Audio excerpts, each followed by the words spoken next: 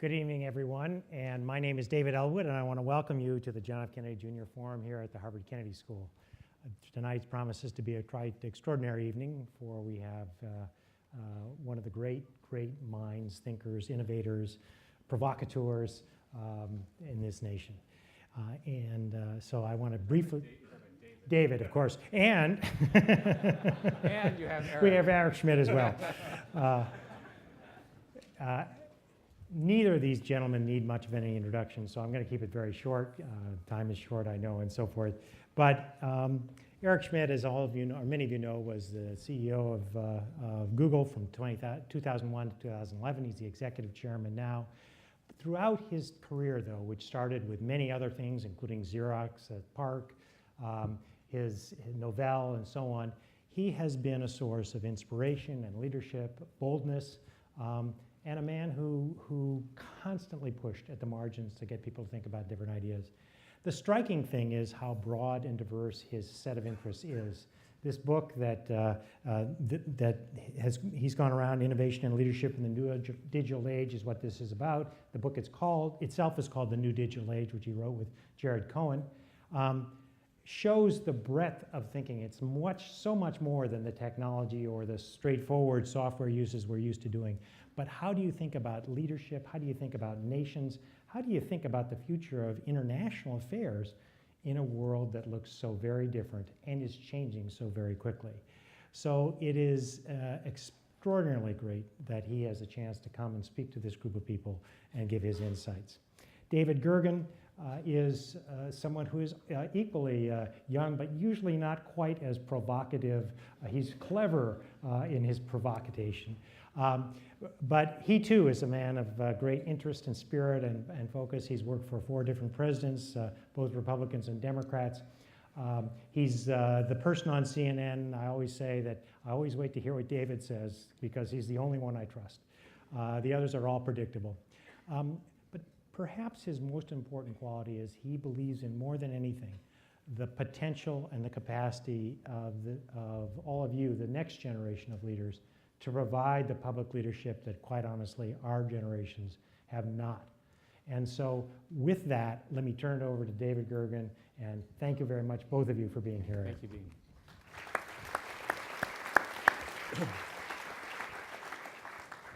Thank you, Eric. The Ralph Waldo Emerson often greeted his friends here in New England with the question, "What have you learned since we last met?" You were here a year ago. Yes. You live in an extraordinarily rapidly changing world. What big things have you been learning? Well, thank you guys for having me back. I had a great time when we were on the book tour. And the thing I've learned the most, I think, in the last year is how important it is to mine entrepreneurs. I have been sort of trying to understand how we're going to fix the various problems. And I think if we just mined more entrepreneurs, instead of Bitcoins, by the way, more entrepreneurs, we would be better off. Because most of the problems that we talk about, and I suspect that you all spend an awful lot of time on, would be solved with more jobs, more economic growth, and more innovation. All right. I want to come back to the jobs point, because I know that the question of jobs and inequality has been very much on your mind as you think about your next book. And I should say that my next book has already been written. It's on management. It comes out on September 23rd, and I know it's going to be a bestseller. Do you know why? No. Because it has the word Google in it. It has nothing to do with the content or anything like that. So what is the title? How Google Does It. How Google does it? I mean, come on. The publisher said, look, pick this one. You don't think I'm telling you the truth? Yeah. Of course. Do you want to give us the first, the main argument? It's basically the core argument is that the industrial management systems that most of us grew up with are not really very well suited to the workforce of the digital age. That the traditional command and control structures, the way people interview, the way people lead, the way people do strategy, are from an earlier time. But because incumbencies are so strong and change is so difficult, we assume that this is the right way to manage people. So how about decisions from the bottom up? How about letting smart people make their own decisions? How about having unregulated spaces, to let people experiment? And that's a part of this innovation message that I've decided to spend my time on. But innovation is the core of most of the solutions to people's problems. And we might as well focus ourselves. It's also, by the way, the only solution for America's problems. I can go through why. But basically, there's no other hope. And I wish our political leaders, including you all, would work on this. Because it is the solution. How do you teach people to be innovative? Well, it's interesting to understand that if you look at innovation today, the first question is, are we teaching our young people to be innovators? And I would say that essentially there's no programs that are doing it. There people are trying to. But if you look at the math around jobs, and we have two of the experts here in the front row who actually wrote the book that influenced my thinking a lot on this, which was the second machine age. The little plug for our friends. Yeah. Thank you for coming. The basic data says that jobs are created by fast-growing small companies, not by large companies and not by small companies. So if you control for age of the company, right? So basically, relatively recently founded companies in any industry tend to drive job growth. If you don't want to use a tech example, let's use the energy example, right? Primary source of job growth in the majority of the Western states has been the fracking revolution, right? There are huge job shortages related to all of that. And again, the firms that founded that were all new, right? All those guys are getting consolidated. It's a normal industrial structure. Klaus Schwab was here, sitting in that chair just 3 or 4 weeks ago, and he made the argument that we should no longer judge the future of countries by their GDP growth, but rather by their level of innovation. And he said on that scale, America remains #1 and should be #1 for a while to go. Are we more innovative by nature? Is it within is it something about them? Is it part of our DNA? It may be simply correlated with youth. If you have a 1,000-year-old country, you have an awful lot more regulations than if you have a 200-year-old country. Yeah. I was in Israel, and I was struck by the culture of innovation. Israel is the #2 generator of unicorns, which are billion dollar private companies that may or may not be participating in a bubble, if you get my drift. It's sort of San Francisco is #1 and Tel Aviv is #2. And what is it about Israel? Well, in addition to being incredibly smart, it's a very young country, right? So think about it, good educational system and so forth. Class had them #2. Yeah, and what's interesting is that if you imagine a graph of regulation, you start off with no regulation at all, and you clearly, by the way, need some regulations. You need police, you need laws about personal behavior and harm and all of that, right? So there's some curve. So as we sort of invent our society from caveman days, we eventually have all of these rules. Well, the question from your perspective is it possible to over-regulate a society, right? I would argue it is. And the way to understand the answer to that question is ask entrepreneurs in the healthcare industry, right? In many of the sciences, are they able to make a company to do something different? And they'll say that the goal of the regulation may have been correct way back when, but by the time the regulator wrote all the rules down, of which there are 500, it constrained the solution in such a way that a new innovative solution was not possible. Right. And there are plenty of examples of this. In fact, Google's position on regulation is we understand regulation is needed, but regulate the outcome you want, don't regulate the mechanism, right? Because if you start regulating the mechanism, you put in the body of law the way you do it. The classic example here is the V-chip. Everyone knows about the V-chip in their television, right? Everyone uses the V-chip that's in your television every day. The V-chip protects children from all of that inappropriate content that's on television today. Do you think I'm in the same country as you are? Did you realize that every one of your televisions has a V-chip? That I just told you is the marketing and the law that was passed?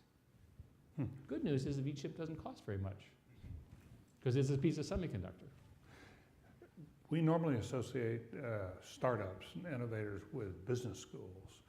I'm increasingly told the startups of the future are going to come from designers and engineers, and that they'll hire the MBAs.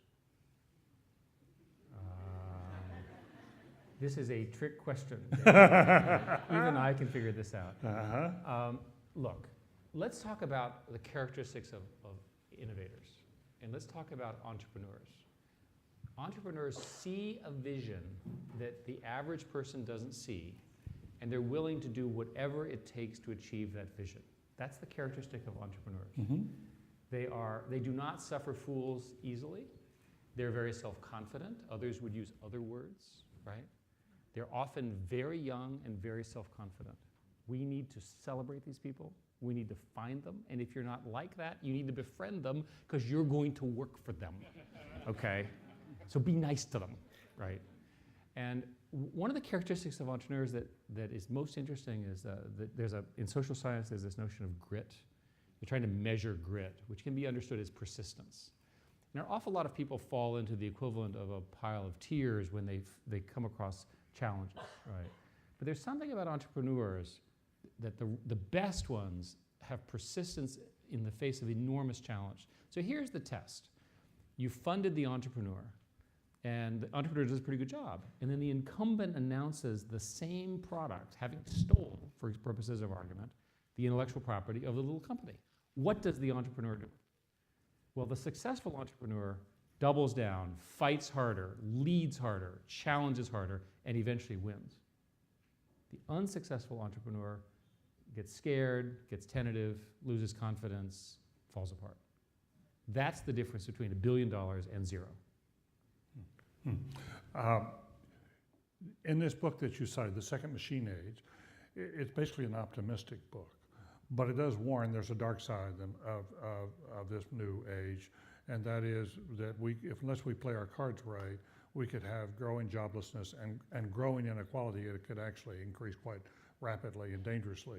How worried are you about that? I'm personally very worried about it, and I think a lot of these issues are far beyond what Google can even have an opinion on. Yeah. Certainly, I'm not an expert in. And it goes something like this. We're in a situation where we have a surplus of labor. We actually have people whose skills are not needed because they're being replaced by automation. Not good. Now, the traditional solution to that is to produce in the educational system people whose jobs are, I'll use the word complementary, that is, they're complementary to the technology and the platforms at hand. So we don't educate the kinds of people we needed 50 years ago, we educate the kind of people we need in the next few years. I would say to you that we need more people who are analytically trained. And I'm going to use the word analytics in a broad sense of analytics. So I'm going to include certain kinds of policy analysis, economics, the law, things which have a precise sort of legal analytical meaning. And the revolution that's needed in the educational system goes something like, we need to produce people who are have more of an understanding of the analytic nature of the world ahead of them. Even if they're not going to be entrepreneurs, they're going to work for people, and the first thing that the entrepreneur is going to say is, measure this. So they need to be able to measure things, and I mean that in a more deep way than you might have. They have to think about it that way. They have to think through the process. They have to understand that there's doubt, there are false claims, you have to go through the process of analysis, and you have to come up to a conclusion, and you have to be able to defend it. You guys take this for granted, but the average person is not being educated that way. And certainly if you look at the cohort of millions of people in college, we need to fix that. The second thing is, I think we need to have essentially, for every major university anyway, some form of entrepreneurship program. And since you can't really teach entrepreneurship, you might as well just have a fun pizza party with all the entrepreneurs that you have and have them teach each other. So I'm giving you the simplest possible way to have a program here at Harvard. Take all the current entrepreneurs. For entrepreneurs. Yes, pizza party for entrepreneurs at Harvard talking to each other. Right? It costs the university exactly the prices of pizza. You already have the buildings. Right? Doesn't require tenured faculty, large grants, new buildings, you know, the David Gergen Memorial this, you're still alive. Eric Schmidt, pizza party. The pizza party. And why do they show up? Because they're young and they eat pizza. Okay? It's not that complicated. Right? So that kind of, and so you sit there and you say, well, why is he wasting all his time talking about pizza parties? Because that's how people learn, right? And because these systems are complicated, because there's a lot of interdependencies, they need to be together. And this is, by the way, why distance learning and the sort of remote working never worked, right? Yeah. People actually are moving to cities because they want to be near the other people, because they want to be near the action, because they don't want to miss out, you know, fear of missing out, all that kind of stuff, and they want to be part of it. Right, so that's why you have the renaissance of cities in the yeah, that's very interesting. I went with a group of Kennedy School students to New York this January for about 10 days, and it was striking to hear from the Bloomberg administration, Bob Steele, the deputy mayor for economic development, that their whole theory of economic development had flipped. That they used to, their old theory was provide a lot of incentives for business to move to New York and treat them well through the tax system, make sure they're not overregulated, and they will bring people and jobs. And now the new theory is make the quality of life really attractive for creative people. Have the creative people come, have them get together at pizza parties, and they will create the jobs. And can I use the word, you said the word creative. I'd like to use the word creative and analytic. That's interesting. Everyone thinks of them as a great artist. Yep. That's fine, have a great time. You need to be creative and you need to be analytical. Right. You need to be able to say what you're going to do, you need to put a plan together, and you need to deliver on it. Key characteristic of being an And entrepreneur. is that what you've tried to do in creating your New York offices, your Google office there? And in fact, Bob set up, working for the mayor, this collaboration between Cornell and Technion Right. in Roosevelt Right. Island, of which I'm one of the board Oh, members. I didn't know that. And this is a real example of trying to take, at the master's level, on entrepreneurship program. I also teach entrepreneurship at Stanford. I should fully disclose to the Harvard people. Do you give a lot of pizza parties? We do the equivalent Yeah. at Stanford. It's sort of more.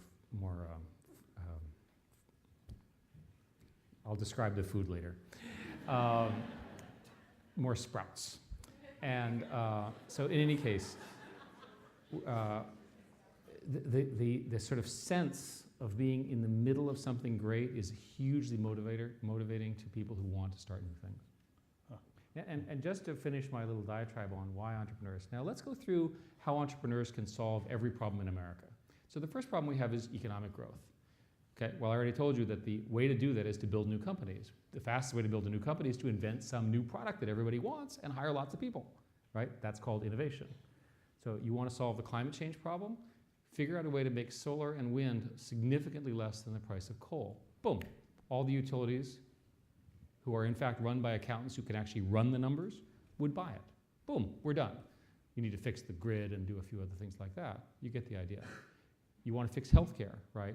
Come up with new diagnostics that materially allow you to do a diagnosis of high-cost diseases in the medical sense of high cost earlier in the earlier stage. Right, you drive the whole cost of the system earlier. I can go on and on and on and on. But how much do you worry, though, that Google's bought a robot company? How much do you worry that robots will begin doing more and more of the jobs that you once hired people to do? I worry about the question that you were getting at, which is sort of the jobs question. I've been wandering around talking to all these economists. I am an amateur economist, and I don't really know what I'm talking about, but I know how to ask them questions. And you ask them the following question. Tell me how it plays out, okay? Ultimately, you've got all of these people, you've got all these programs, and you've got all these processes that are automating out. Do you end up with more jobs or fewer jobs? Mm-hmm. And what kinds of jobs? Right.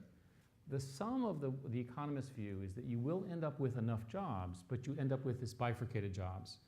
And the simplest example is, let's use Uber. The Uber programmers have made a great deal of money, they're very impressive and so forth, but the Uber drivers, on average, are being paid less than they were in their previous full-time job. That's why they're Uber drivers. By the way, you should be very nice to them as a result, because it'd be easy to be one of us, right, if we fell on misfortune. So what I'm trying to say is that the economics and the sum of the revenue, it's not as obvious that the sum of the revenue is positive. Right. And ultimately, for someone, that's less revenue. That means less going to college, less lifestyle, less television. It also means more inequality. And it ultimately leads to inequality. The inequality stuff I'm not an expert on, but there's a long list of proposals for how to address rising inequalities. There's in fact a book that's come out by this fellow Piketty, who's a French economist, basically who says that inequality has been structurally true for hundreds of years, and only massive intervention by the state, of course, the French economist, massive intervention by the state is needed to redistribute that. He's got lots and lots of math. Do you believe that? I can't evaluate his claims. I've found economists who disagree with him, and I can't decide which economists. It's one hand economist. Did you look the other at what's happened to France? France may have other issues, but you can also screw up your country if you have a political system that doesn't do anything. So, for example, in America, here we have a situation where the government can't actually pass any laws at all, right? Because of the polarization. And by the way, we elected all of these people. So don't look around the room and say, oh, someone else voted for them. We voted for them, and I mean all of them, right? So we've got to address the fact that we need strong leadership in each of these countries that's promoting innovation, job growth, better health for everybody. Majority of the people who go to the Kennedy School wind up in public service. How should they be prepared for this new technological digital age, the second machine age? What would you recommend to the school? So my first message would be, I'd like you all to figure out from a public policy perspective how to solve the jobs problem, because if you can solve the jobs problem, you can solve almost everything else. What I would argue pretty strongly is that a high unemployment rate is linked to almost every other ill in a society. High joblessness, especially high long-term joblessness, leads to all sorts of medical problems and criminal problems and so forth and so on. So imagine a society where you had 100% of the people who were employed and happy. You'd still have problems, right? But you would not, but a lot of the problems occur because of the marginalization of society. Right. So one thing is to fix that. I'll ask you a question because you actually work here. I don't understand how foreign policy is going to react to the multipolar world we're in now. It seems to me that foreign policy is largely organized around the legacy of the Soviet Union versus the US, right, and the sort of the traditional Kissingerian, us versus them kind of, right, politics and very shrewd and clever negotiations. I would observe that in a connected world, politics should work the way my world works, which is by power laws. And for those of you who don't know what power laws are, they essentially indicate that there are small numbers of places that have very high connectivity and a large number of places that have low connectivity, right? That's an easy way of understanding a power law. And so power laws are present everywhere in a connected world. So for example, why do national NBA basketball stars make more money? You could make an argument that with globalization, you'd have more NBA players. But in fact, for many increasing returns reasons, a very small number of people become global stars rather than just US stars. Right. By the way, Harvard has benefited from power laws because Harvard is now a global brand, and so you have many more foreign people who are applying to an excellent institution, and so the difference between Harvard and the others sort of increases. So over and over again, power laws dominate. I don't know if you have a course on power laws, but I would argue that power laws probably drive all of the economic flows between countries and certainly most of the trade and an awful lot of the media. So trying to understand how you could capture one of those. Now, so if you follow that line of reasoning, I argue that there will eventually be 4 or 5 centers of power in the globe. Right. It won't be just the US. We can debate what they are, but as a good research project, you might try to figure out which they are and where the alignments are. And if you could predict that pretty accurately, that would give you a significant competitive advantage of trying to figure out how to influence the system. Okay. So that's the way a computer scientist thinks of this. Show me the network structure of how it works, show me the interconnectedness, and show me how I influence it, and then I can figure out how to do foreign policy.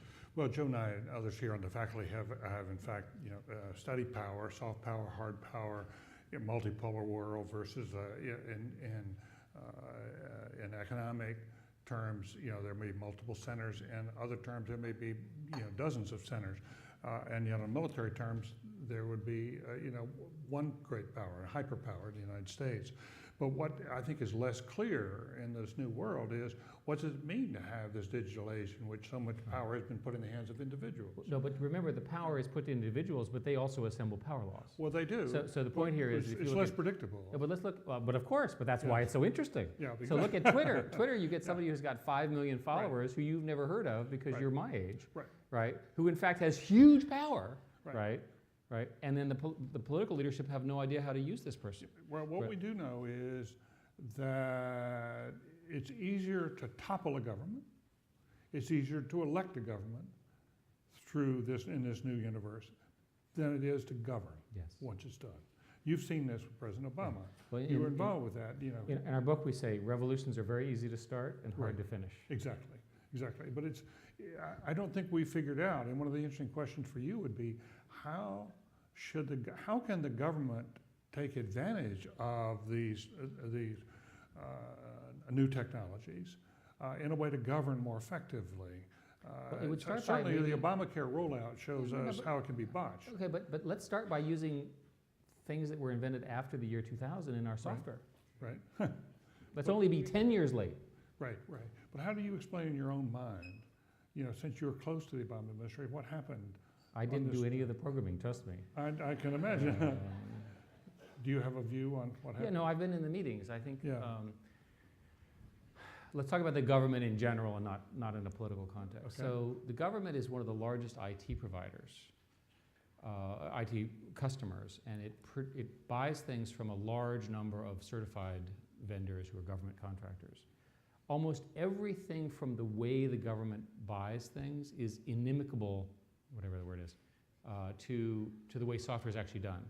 So the way you really build software is you get a team and you iterate. And you release once a week and you figure it out. You know, you try this, you try that. It's a dynamic system. The best software people are scientists and they're artists. They measure things, they move very fast, and it's a great, great job.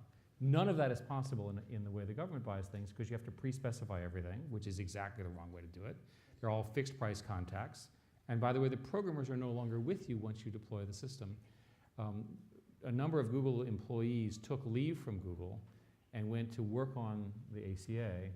And I've, again, heard the internal reports and as part of my White House role. Basically, the system as designed was rushed. There was a fixed date, which is another rule about software. It had never been fully load tested, right? This is a failure. It's a classic IT management failure. There's nothing new to say that. This has been said many, many times in the press. And it's perfectly possible that it will occur again if the government tries to do it, because it's using the wrong procurement process. So from the point of view of people going to places like the Kennedy School or going to Stanford and coming out and going into public service, you would teach this as a case study about sort of trying to, people have to not only be tech savvy, but understand what the dynamics of the tech world are. But I mean, we have a successful model, Right. which is one of the great assets of America, and it's worth studying it for our government. Yeah. And I used to sit there and say, and people would say, what do you think of e-government? Well, I'm in favor of e-government. You know, I think we should put everything online and so forth. I'm much more sanguine about it now. I'm much more, less sanguine about it. I'm much more concerned that that's a here to there problem. That the systems are so complicated and that the way they're specified makes it very difficult to do these things. And this, to me, is a great opportunity for some leadership among you all, right, to go get these things fixed. It's so frustrating because the government could be so much more efficient. Now, there's cynics who would say the government's goal is not to be efficient, it's to spend money. I'm going to take the position that the government serves the citizens, that efficiency is a good idea, that technology can really, really, really improve the quality of everyone's lives, right, as delivered by the government. Yeah.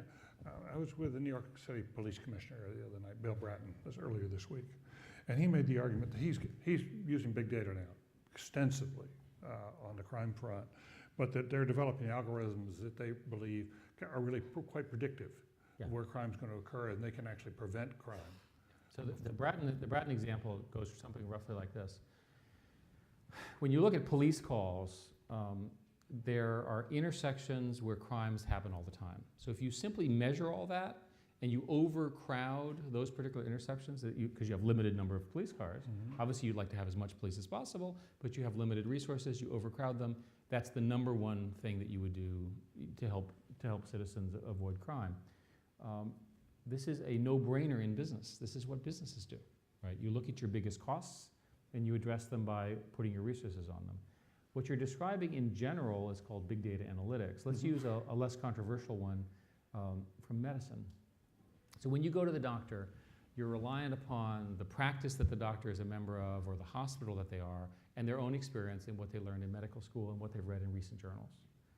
It would be much better if when you went to the doctor took a digital picture of what your situation was, put it in a computer, and gave you a complete analysis of the global outcomes of this situation, right? So if you're this race, this sex, this age, with this problem, these are all the complications, this is the complete map, because we're all the same genetically. And such a database does not exist. It's now possible to build this database, but the moment I say it in the other way, which is take all the medical healthcare records, put them in one big database, and do big data analysis, everyone goes bonkers, right? So the White House just released a report, I was going to ask you, I'd like to come to that. which came out at 2. I was one of the authors of the technical part, but not the policy part. I need to disclaim that so I don't get yelled at. So just the technical aspects. But the policy report emphasizes the real benefits to society of taking this data and understanding outcomes. So for example, with medicine, it's known that a very small number of cases drive the majority of medical costs. Now, I don't know about you all, but it seems to me that since we spend 8% on GDP more than the Europeans for less or equal health outcomes, the cost is a concern. Right? So a business person would say, let's go to our highest cost things, let's work on ways, right, to address the costs, right, while respecting patient dignity, privacy, and all that kind of stuff. In order to do that, you need computerization of this kind. There are lots and lots of examples of big data's benefits. Obviously, big data benefits in insurance, right, distribution. By the way, what about education? Why don't we test the outcomes of education, right, and then back solve to see what worked and what we didn't? We can do that now. Yeah, we're gonna go to questions from the floor. There are microphones here, and if you want to ask a question, start lining up now. I'm gonna ask one last question of you, Eric. And it goes to privacy with this data and big data analytics. There are those who've come out today and said the president's report, there are many who supported it, but there are others, the critics, who are saying it doesn't go far enough to protect privacy. And it's too slow, but particularly the privacy point obviously is a very, very big issue. And are you, how do we protect our privacy and yet allow us to realize the benefits? So, as I said, I've not read the formal, because I was not part of it, I was not part of the legislative report. What I've read indicates that it's sort of middle of the road in this area. Sure. And so Yep, if you're middle of the middle of road, the road. by definition, you'll have critics on one side of the road and so on. And my Right. guess is that's what's going on. Yep. The technical report, which I was involved with, says some pretty strong things. It says that when you wander around the world, there's simply so much digital information. Again, this is the technical part of the report, that it's very difficult to escape the information about you. In other words, these models that somehow say you could opt in to privacy or not, there's simply so much around you that it's very difficult. And our team looked at questions like, could you do subsets, or I want to be private, I don't want to be public, I'm an exhibitionist, I'm a privacy nut, whatever, all those spectrums. And we could not come up with any way of doing that.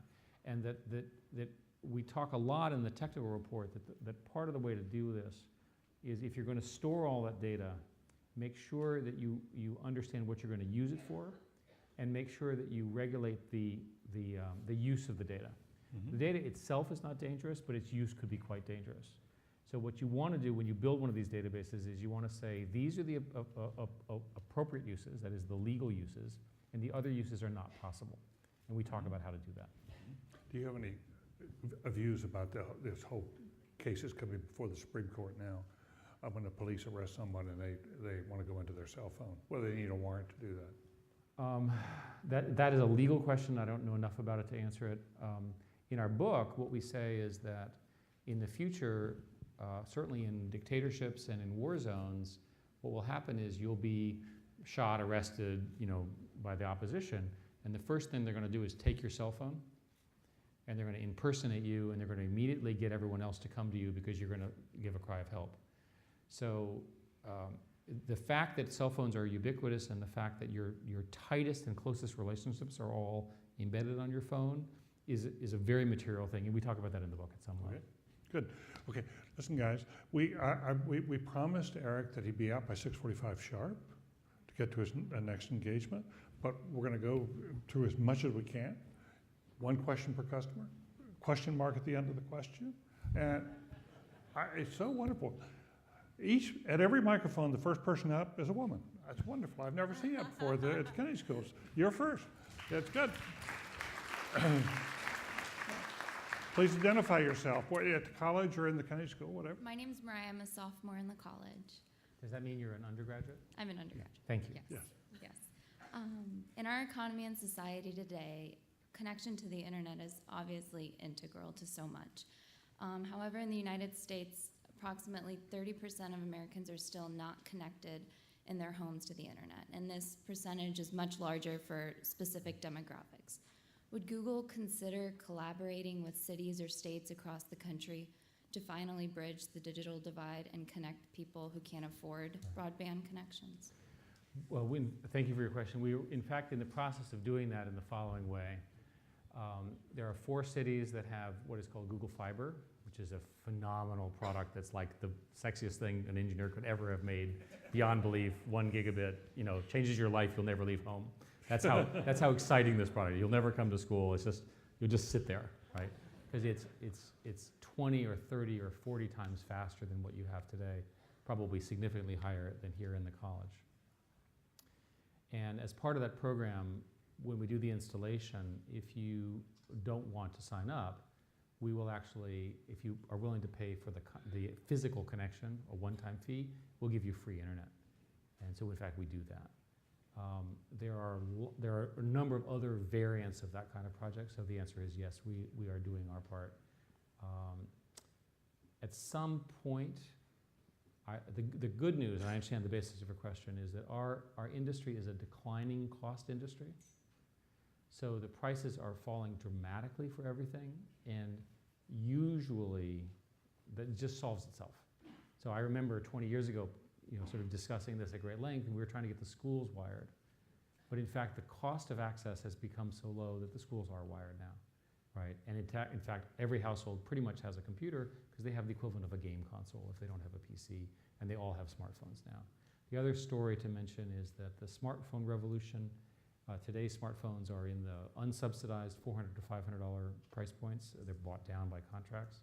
The next generation of smartphones will be $200, $100. In China, for example, you can get a very powerful smartphone, Android smartphone, for about $100, and those numbers are coming down dramatically. So you can look forward, when you're in graduate school, to a world where the vast majority of people you're dealing with in America have smartphones and reasonable connections. Sure. Please. Please. Oh. Hi. Thank you for being with us today. My name is Carolina Portela, and I'm a freshman at the college.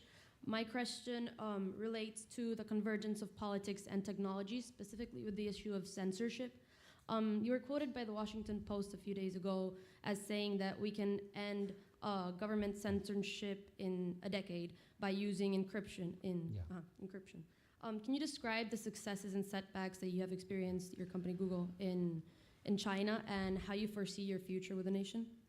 So I genuinely believe that in a decade we can end repressive censorship using roughly the following mechanisms. Google has already announced roughly the following tool.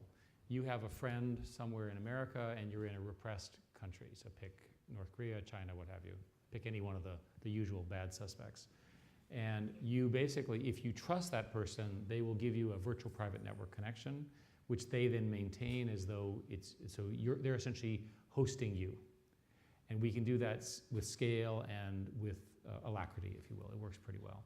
So that's a very big step, and it's almost unblockable from the government's perspective on the other side. And so that alone will make sure that the free flow of ideas continues.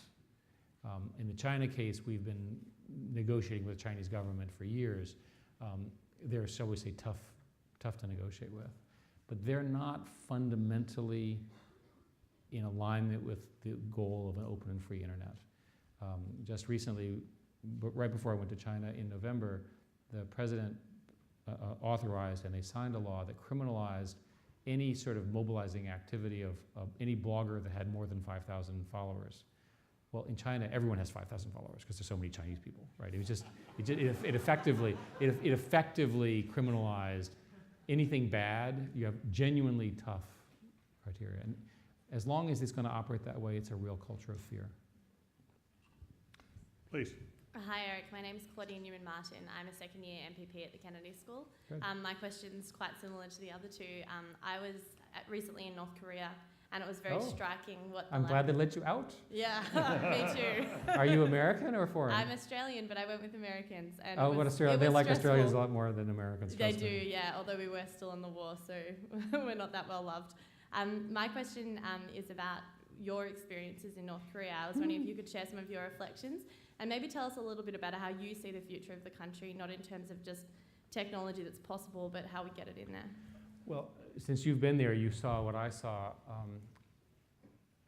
In many ways, it was more impressive than I thought because the city of Pyongyang is actually very pretty. The air is clean because, of course, there's no manufacturing at all. Flowers. You had, Korean moms with their kids going to school, and life, people going to their jobs, and that, and it felt familiar. But the thing that was extraordinary to me was how strong the control structure on the humans was. Because the way they work is they have these horrific gulags, that if you violate something, not only do they put you in the gulag, but they put your extended family, your mother, your father, your children, and so forth. It's a very effective thought control. And I'll tell you my story. So the first day we're there, we're like terrified, right? So we're behaving, and we have a translators and police and the whole day. And it's a very interesting meeting. The second day, we decided to be a little more risk-seeking. So the government's line is that the launch of these missiles, which they still maintain, is for peaceful communication satellites. That is their line, and they've been repeating this for a while. And so I decided to take a chance, and I looked at this senior minister of X, for some X, and said, well, Mr. Minister, I understand, and I certainly agree that peaceful telecommunication satellites make perfect sense, except that no one in our world would launch a telecommunications satellite today. We would just put fiber all throughout the mountains of North Korea. You call it the Republic of Korea. And now, if I said that to you, you would go no or yes, or you'd smile, right? You'd have some acknowledgement that I had inserted a new fact into the dialogue. I'm either wrong or I'm right, okay? Stone-faced silence. Not even a motion of the head. Why? Everyone's watching him. They're not watching me. That's what freaked me out. Because I inserted a new fact that wasn't part of the thinking. Now, there may be some group that actually understood what I was talking about, but it was clearly not this group, right? They had to have someone tell them what to think. Right, and the fact that you could do that for 22 million people was really quite depressing. So that problem is the real problem. All the other problems that you hear, right, are severe and so forth, but until that problem gets fixed, it's a unique combination of religious leader, Korean culture, the fact that men are in charge and not women. There's just a set of failure modes, all of which converge on North Korea. I mean, the Italians wouldn't behave this way, right? It just wouldn't work that way. Please. Mr. Schmidt, thank you so much for being here with us today. My name is Valerie Wondetan, and I'm a second-year MPP student here at the Kennedy School and a McCloy Scholar from Germany.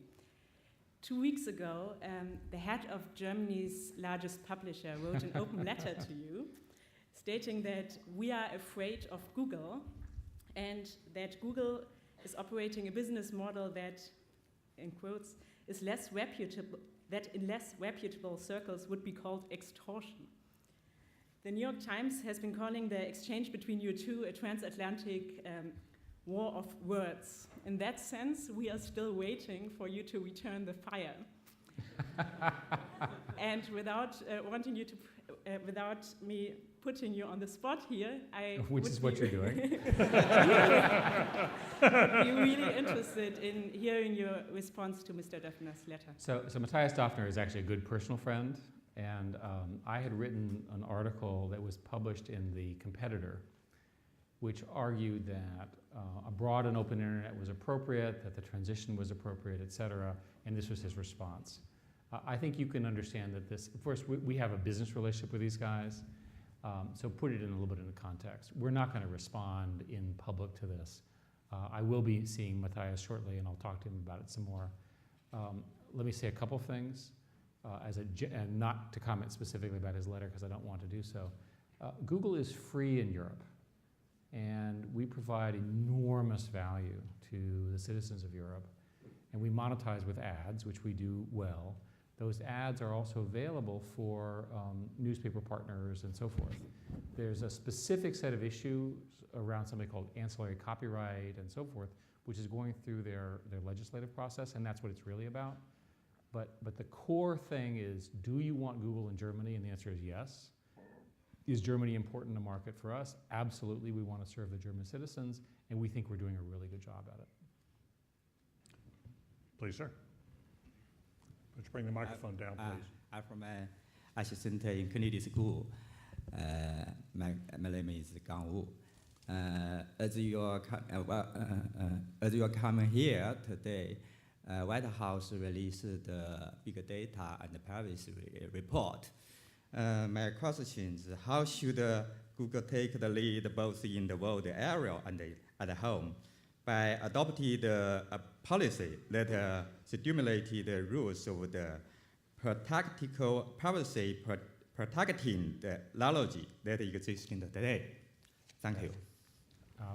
To the degree I understand your question, first place, Google is reviewing the report.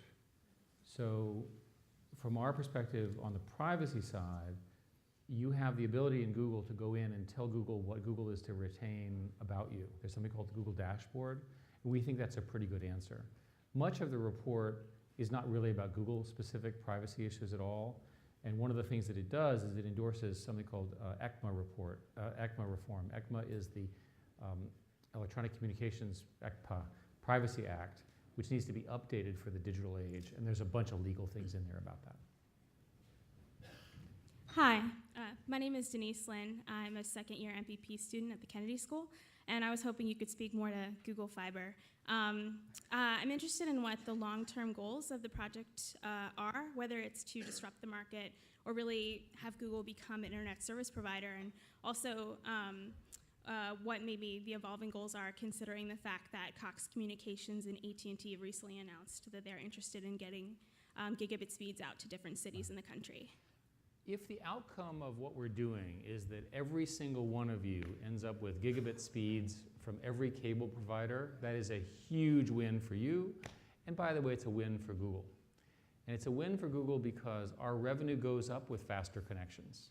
The more Google you use, the more revenue we get, right? So we want you to get Google, we don't want you to sleep, right? We want you to just be using Google 24 hours a day.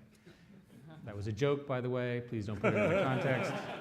Right, I get in trouble, right? So Eric says, don't sleep, use Google. Okay, please get 8 hours of sleep and use Google 16 hours a day, subject to medical advice. Anyway, but higher speeds are correlated with our business success, so it's in our business interest to do this as well. So when we started Google Fiber, the idea was to influence the outcome, to say it's technically possible, right? To showcase that the current speeds are well below, that the architecture is the old architecture, not the new. And in that sense, we're an innovator, not a disruptor.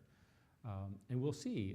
It turns out that in the markets, shockingly, the markets that we are operating in, a number of our competitors have announced gigabit speeds. Competition works, and the consumer wins. So we think that's good. We don't have a good long-term answer to your question, but the current rollouts are working extremely well, and we're very satisfied with them so far. So we'll see. So cities are competing now to bring in Google Fiber, right? Is that right? Yes, of course. Yeah. In fact, part of the model is that it's much better to have the cities competing for Google Fiber than Google Fiber competing for the cities. Right, exactly. Because we need permission from the cities to do things like pole attachment, and there's a whole bunch of things like that. And cities have, over the years, developed rules that have various forms of barrier to entry, various cost problems that make it difficult to do this. So having the competition, right, with strong mayors who are committed to serving their citizens, they're willing to push through some of these internal roadblocks. And we're trying to think about how to grow that faster, but that's ultimately why do you not have it here in Cambridge? Because one, we haven't gotten here yet, but two, because there's always issues. It takes a while, right? We were looking at this, and there's a shortage of people who can do the kind of fiber installation that we need in the country. We need to train more of them. I mean, it's just a big deal. Lots of homes, lots of people. Please, sir.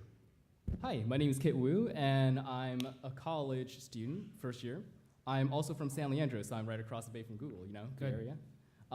That being said, I'm curious to see what you think about the spread of innovation beyond Silicon Valley. Say, for example, within 20, 30 years, will we still see Silicon Valley holding that same concentration of innovations and business as it does right now? Or?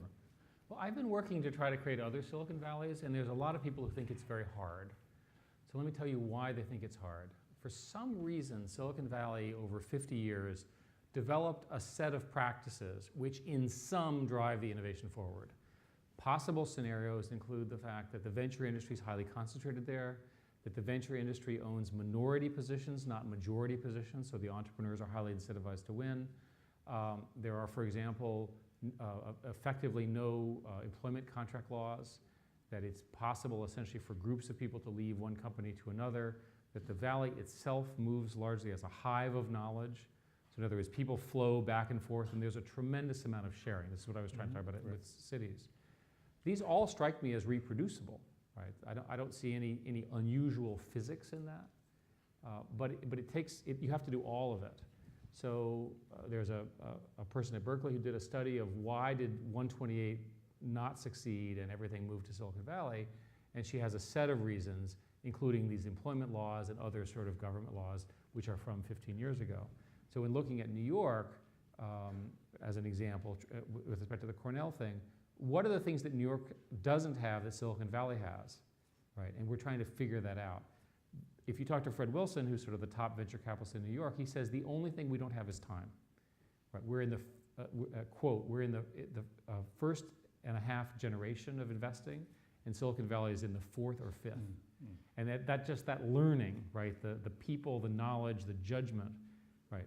Only in my world would WhatsApp be worth that, right? You go to some banker type or a person in the business school and they go like, whatever, right? But in my world, at least one company thought it was worth that. I'm not commenting on whether it was or not. I'm just saying it makes sense in the context of the way Silicon Valley works for scale that these conversations are occurring. Do you need a strong university as a part of that? You need a source of very, very smart people. One of the things you learn, as a young person, I was always struck by, why was it that Steve Jobs and Larry Ellison and Bill Gates never finished college? And the answer is they were too busy.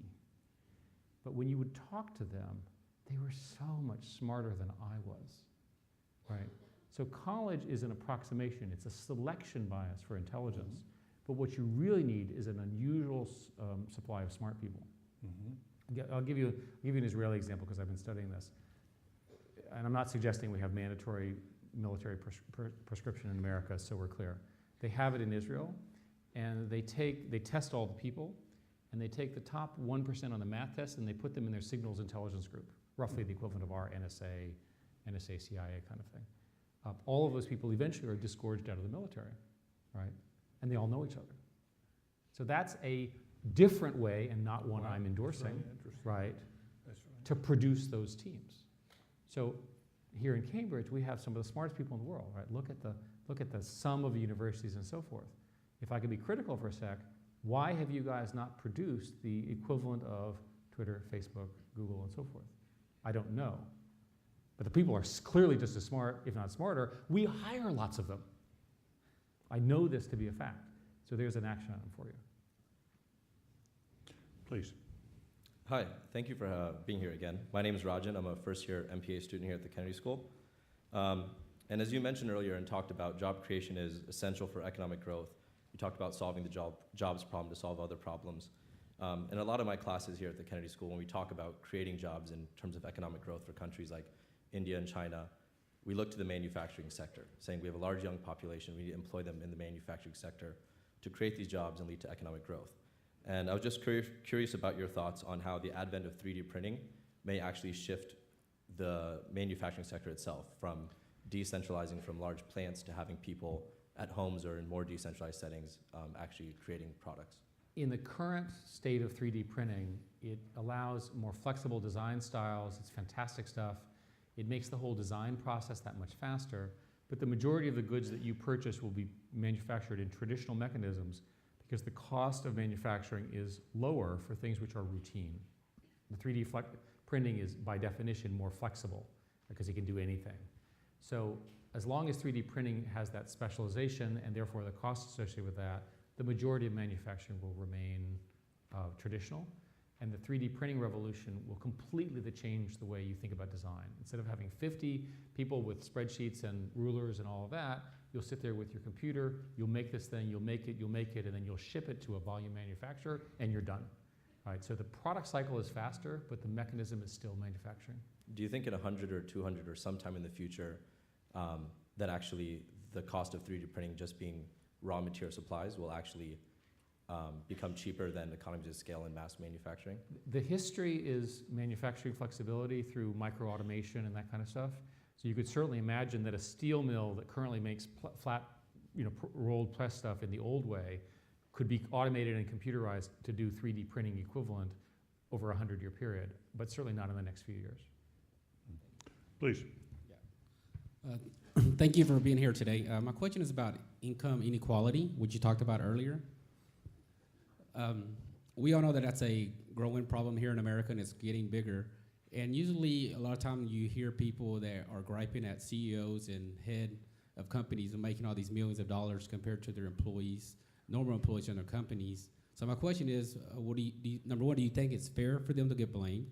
Number two is, what do you think can be done to decrease and flatten that income inequality here in America? I don't mind the criticism at all. I think people who take those jobs expect to be criticized, and they're highly compensated to achieve that criticism. So please criticize away. And I think the criticism makes you smarter, stronger, and so forth. So bring it on. I'm assuming that this generation of wealth that's being created will largely ultimately create a philanthropic boom. It is still the case that you cannot take it with you, right? That problem has not been solved.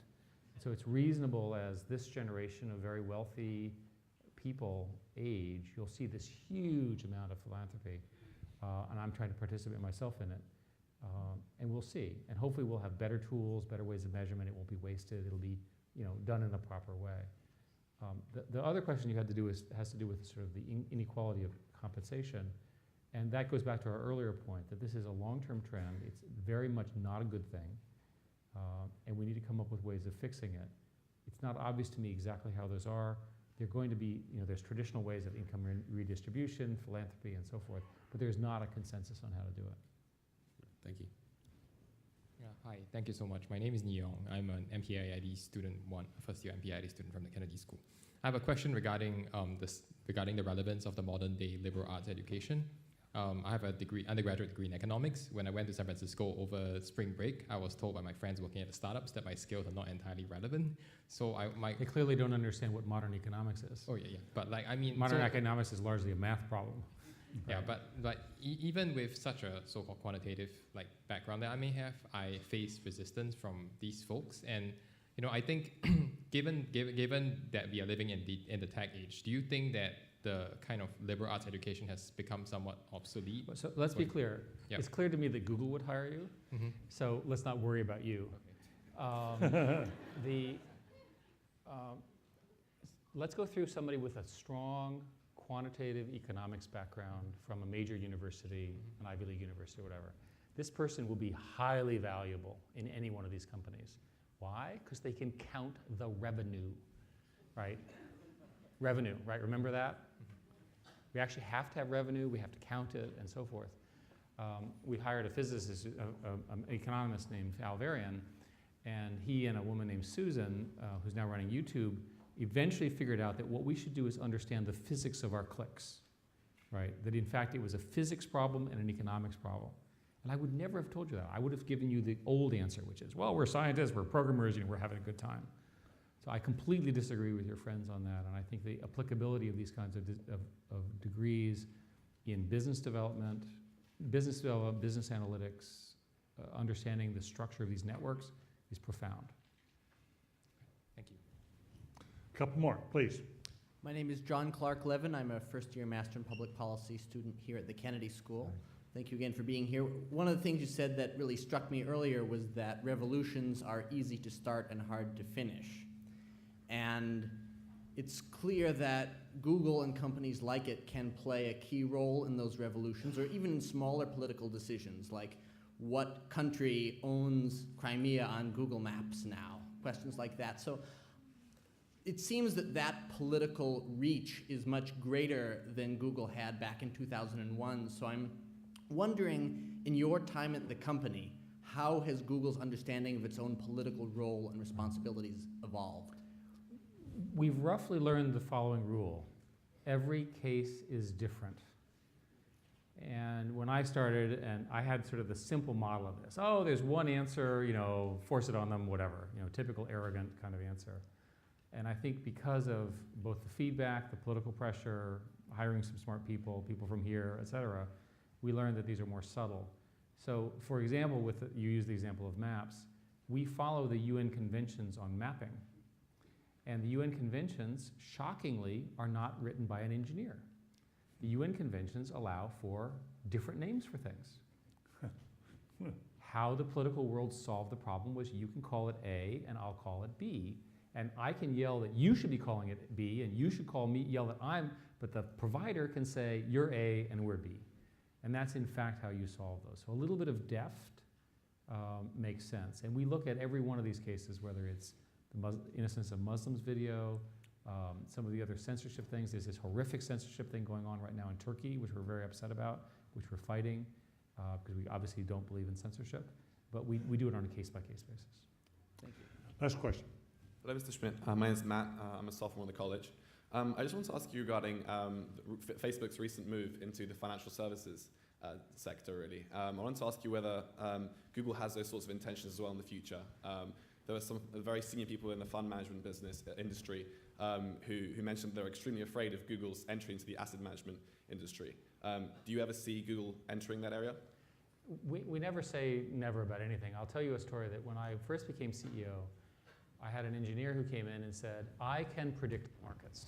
And I said, how? And he said, well, we have this AI algorithm, and what we're going to do is look at what everything's happening. We'll just tell you what stocks are going to move. And I thought, this is great. This is like we've invented something new. So I talked to the lawyer who said, well, you realize that what you're describing is completely illegal. And I said, it is? And he goes, yes. And so I learned from that lesson, ask the lawyers before you enter into markets which are heavily regulated, for which you do not have a license. So the answer is not in the short term, but we'll see. You never know. Maybe we could hear just quickly from each of them, and I'll give a summary answer. I want to make sure we honor people. We'll go around, okay? We'll get the questions, and I'll try to give a combined answer. Yeah.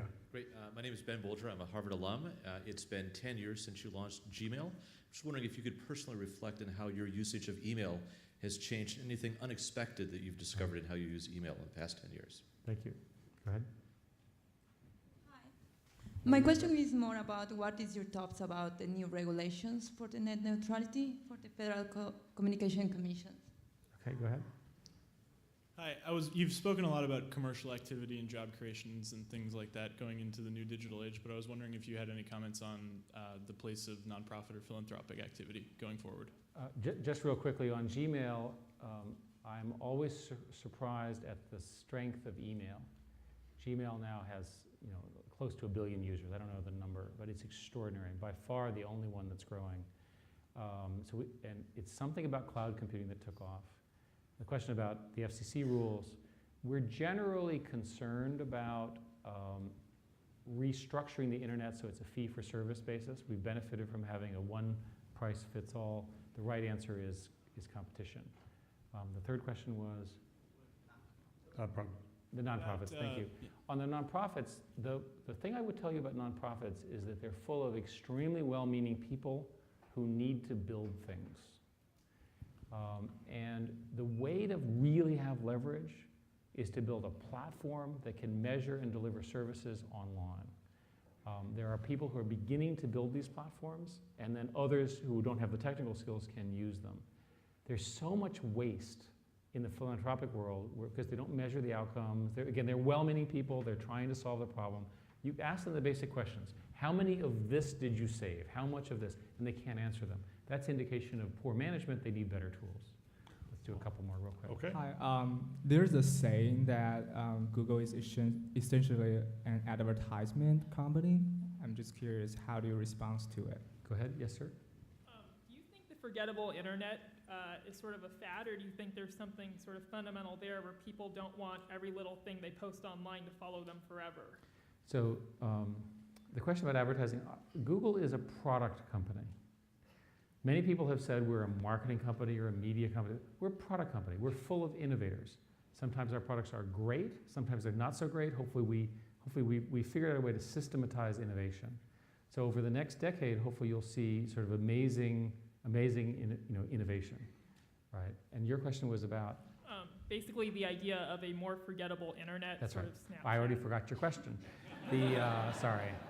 The report, without giving a Google answer, because I don't want to, the report that we published today says that it's very difficult to do what you just described. And he goes something like this. When you publish something, there are so many copies that are just naturally occurring that the concept of somehow getting it all deleted would be very, very difficult. In general, this sort of data permanence problem is a feature or a cost or a benefit of the modern age, which is why, for example, bulk leaking, sort of the Snowden example, is such a serious matter, because once these things are leaked, even if unintentionally, in this case I guess it was intentional, you can't take it back. And that has a lot of very profound implications on public policy, how people behave, and so forth. But there's no evidence that we can come up with a technology today that can do what you're describing, and that's what our report says. And then we have 3 people here. Go ahead. Yeah, I'm an MPA student here at Kennedy School. Also doing my doctorate at Columbia in education. My questions relate to the Google application in education. Do you have any strategic plan for the technical applications specifically for the education? Okay. And also, I heard like the Google Class has been a while, but when do you have any agenda for the Google Class can be released? So a to question general about public? education and Google Glass. Yes, ma'am. Go ahead. Hello. Am I the last one? No, we have one gentleman behind you. Okay. I thought it would end with a woman. Well, he can go first, and Okay, you go you go last. first. Okay, good. Hey, I'm Patrick. I'm a fellow at Harvard. Quick question. Can you tell us one habit or trait that you keep that makes you effective as a leader? Okay, so let's see. So your questions were glass and education, and then habits. So glass is doing well, and we're working on programming partners whose jobs are to build industries and software to run on the glass. Most of the success, in my view, on glass will be in industrial, medical, things where that additional assistance actually makes people's lives safer, better, and so forth. We'll see what the consumer products look like. It's too early to tell. We're in that platform building stage. On education, we built something called Course Builder, which has done very well. It's now part of the MIT edX platform, and that's how we've done it. We believe that the online education is going to be a huge source of education around the world. But I found there is very good application for Google Glass can be used in the tele-learning, like distance learning part. I mean, that's We'll see. We'll see. We're waiting for those applications. Yeah. And I think your question was mostly the fellow's question was about just what habits. Or trait do you keep that makes you effective as a leader? I think anything I say would be embarrassing. So let me structure it as advice rather than my own traits. I think it's important that you recognize that you're not actually doing the work that other people are, that your job is to understand what they're doing, to get the strategy right, and empower them. Most of the problems that companies get into, and I think it's true in society in general, is a failure of the strategy. Most people, if the strategy is right, they can figure out a way to implement it. But the strategy is wrong because there's some fact that's being ignored. There's some elephant in the room that they're not doing it. So the job of a leader is to sort of call that and say, what are we going to do about this? And keep people's nose to fixing it. That's why I kept saying, just fix the joblessness problem and everything else in the country sort of works itself out. Now, I know it's more complicated than that, but you see, that's an example of that kind of behavior. And I think a certain sense of humor and a certain tolerance for risk and a certain tolerance for failure. The world is complicated, but with smart people, I always said at Google that the thing I love about Google is I have no idea what we're going to do, but I have the smartest people to travel with me to deal with the challenges. And that's true at every stage of growth, right? And because the future is sort of gray, you're never quite sure, you want to make sure that those are the people. So it's ultimately about people, leadership, and hiring in that regard. And ma'am, you have the honor of the last question. Good. It ends with a woman, right? Thank you for being here, Eric. I'm a student at Harvard Divinity School. Okay. So I promise I'm going to let you off the hook because I'm not going to question you about God. But obviously, you are a tech world genius. What I would like you to share with us today is what's one thing you know about the tech world's future that we collectively do not know? The tech world's future? I My guess is that collectively you'll make the mistake that I always do, which is that you won't do the compounding right. That humans are very good at linear extrapolation and very bad at compounding. And the rate of change, some of you in the audience are old enough to remember when cell phones didn't exist. Right? How did we get along without cell phones? And how fundamental they have become in our daily life. I can go on and on and on. And I think that the commentators and the critics of our industry always miss that it's combinatoric, it's very fast, and it compounds very quickly. And it leads to both jarring problems, but also huge opportunities. Jarring problems like drones, right? Huge opportunities like huge knowledge bases of information that can revolutionize healthcare, treatment of people, maybe even answering questions that are existential, like the question of God. So thank you, David, for doing this. This is when I was here the first time, I had the same reaction. Best audience ever. Isn't it terrific? I can tell you. Thank you. Thank you very much.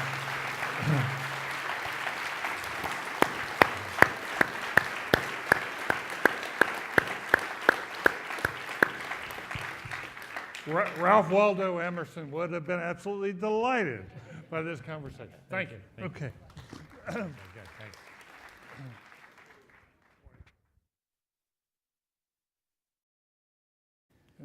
I was in Israel, and I was struck by the culture of innovation. Israel is the #2 generator of unicorns, which are billion dollar private companies that may or may not be participating in a bubble, if you get my drift. It's sort of San Francisco is #1 and Tel Aviv is #2. And what is it about Israel? Well, in addition to being incredibly smart, it's a very young country, right? So think about it, good educational system and so forth. Plus had them #2. Yeah, and what's interesting is that if you imagine a graph of regulation, you start off with no regulation at all, and you clearly, by the way, need some regulations. You need police, you need laws about personal behavior and harm and all of that, right? So there's some curve. So as we sort of invent our society from caveman days, we eventually have all of these rules. Well, the question from your perspective is it possible to over-regulate a society, right? I would argue it is. And the way to understand the answer to that question is ask entrepreneurs in the healthcare industry, right? In many of the sciences, are they able to make a company to do something different? And they'll say that the goal of the regulation may have been correct way back when, but by the time the regulator wrote all the rules down, of which there are 500, it constrained the solution in such a way that a new innovative solution was not possible. Right. And there are plenty of examples of this. In fact, Google's position on regulation is we understand regulation is needed, but regulate the outcome you want, don't regulate the mechanism, right? Because if you start regulating the mechanism, you put in the body of law the way you do it. The classic example here is the V-chip. Everyone knows about the V-chip in their television, right? Everyone uses the V-chip that's in your television every day. The V-chip protects children. We would be better off because most of the problems that we talk about, and I suspect that you all spend an awful lot of time on, would be solved with more jobs, more economic growth, and more innovation. All right. I want to come back to the jobs point because I know that the question of jobs and inequality has been very much on your mind as you think about your next book. And I should say that my next book has already been written. It's on management. It comes out on September 23rd, and I know it's going to be a bestseller. Do you know why? No. Because it has the word Google in it. Right? It has nothing to do with the content or anything like that. So what is the title? How Google Does It. How Google Does It? I mean, come on. The publisher said, look, pick this one. You don't think I'm telling you the truth? Yeah. Of course. Do you want to give us the first, the main argument? It's basically the core argument is that the industrial management systems that most of us grew up with are not really very well suited to the workforce of the digital age. That the traditional command and control structures, the way people interview, the way people lead, the way people do strategy are from an earlier time. But because incumbencies are so strong and change is so difficult, we assume that this is the right way to manage people. So how about decisions from the bottom up? How about letting smart people make their own decisions? How about having unregulated spaces, to let people experiment? And that's a part of this innovation message that I've decided to spend my time on. But innovation is the core of most of the solutions to people's problems, and we might as well focus ourselves. It's also, by the way, the only solution for America's problems. I can go through why, but basically there's no other hope. And I wish our political leaders, including you all, would work on this, because it is the solution. Changing so very quickly. So it is extraordinarily great that he has a chance to come and speak to this group of people and give his insights. David Gergen is someone who is equally young, but usually not quite as provocative. He's clever in his provocation. But he too is a man of great interest and spirit and focus. He's worked for 4 different presidents, both Republicans and Democrats. He's the person on CNN. I always say that I always wait to hear what David says because he's the only one I trust. The others are all predictable. But perhaps his most important quality is he believes in more than anything the potential and the capacity of all of you, the next generation of leaders, to provide the public leadership that, quite honestly, our generations have not. And so with that, let me turn it over to David Gergen, and thank you very much, both of you, for being here. Thank you, Dean.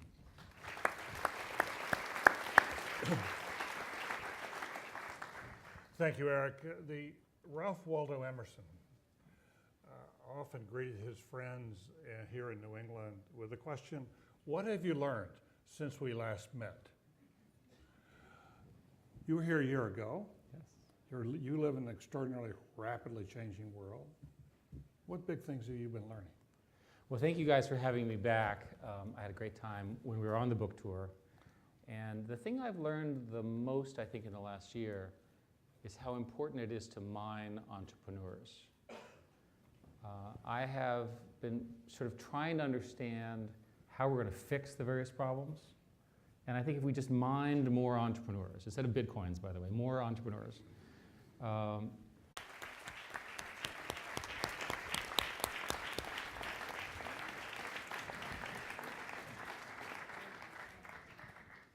Thank you. Good evening, everyone. And my name is David Elwood, and I want to welcome you to the John F. Kennedy Jr. Forum here at the Harvard Kennedy School.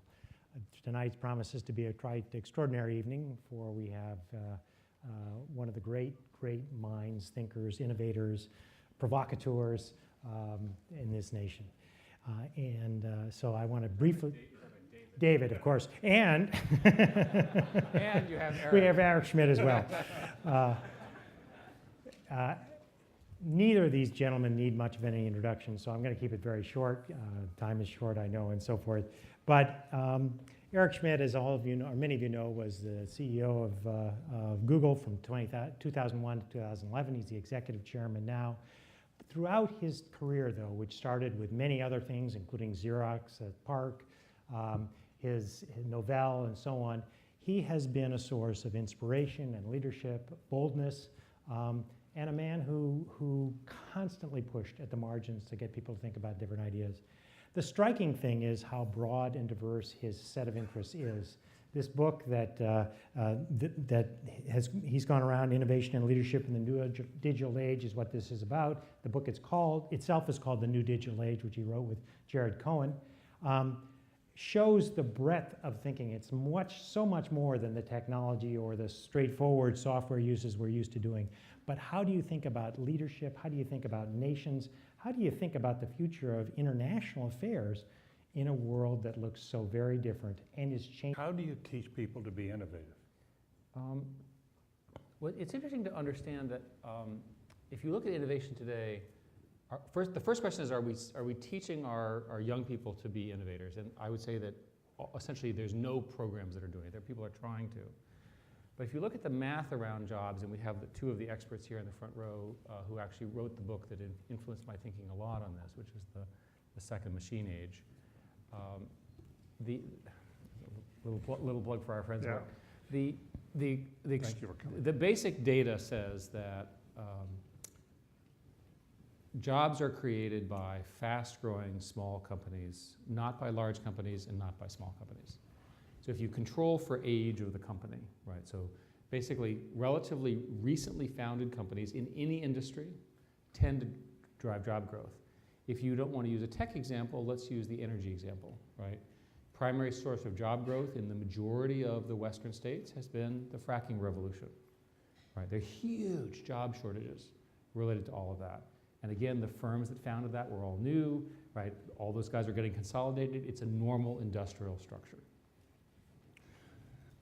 Klaus Schwab was here, sitting in that chair just 3 or 4 weeks ago, and he made the argument that we should no longer judge the future of countries by their GDP growth, but rather by their level of innovation.